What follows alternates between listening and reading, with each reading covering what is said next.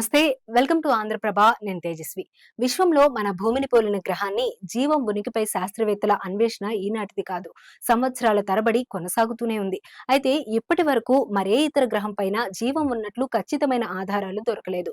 ప్రాణకోటికి అవసరమయ్యే పరిస్థితులు, భూమిని పోలిన పలు గ్రహాలను national aeronautics and space administration NASA గుర్తించింది.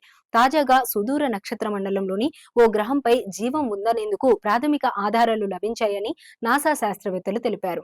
విశ్వంలో ప్రయోగాల కోసం పంపించిన James Webb space telescope JWST ఈ గ్రహాన్ని గుర్తించిందని తెలిపింది. ఈ రెడ్ వార్ప్ స్టార్ కు నాసా శాస్త్రవేత్తల బృందం K2-18b నామకరణం చేసింది. అయితే ఈ సమాచారాన్ని మరింత నిశితంగా పరిశీలించాల్సిన అవసరం ఉందని కేంబ్రిడ్జ్ యూనివర్సిటీకి చెందిన డాక్టర్ నిక్కు మధుసూదన్ చెప్పారు.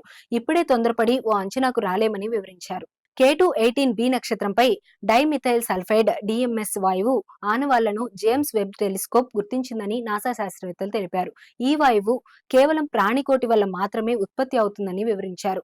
నిర్జీవ గ్రహాలపై ఈ గ్యాస్ ఉండే అవకాశం లేదన్నారు. వాతావరణంలో మరే రకంగానూ డైమిథైల్ సల్ఫైడ్ ఉత్పత్తి అయ్యే అవకాశం లేదని స్పష్టం చేశారు. K2-18b నక్షత్రంపై ఈ గ్యాస్ ఉందని జేమ్స్ వెబ్ టెలిస్కోప్ గుర్తించడంతో అక్కడ జీవం ఉండి ఉంటుందని శాస్త్రవేత్తలు చెబుతున్నారు.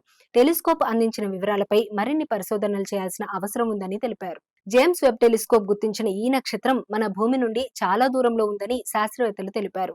దాదాపు 124 కాంతి సంవత్సరాల దూరంలో K2-18b ఉందని పేర్కొన్నారు.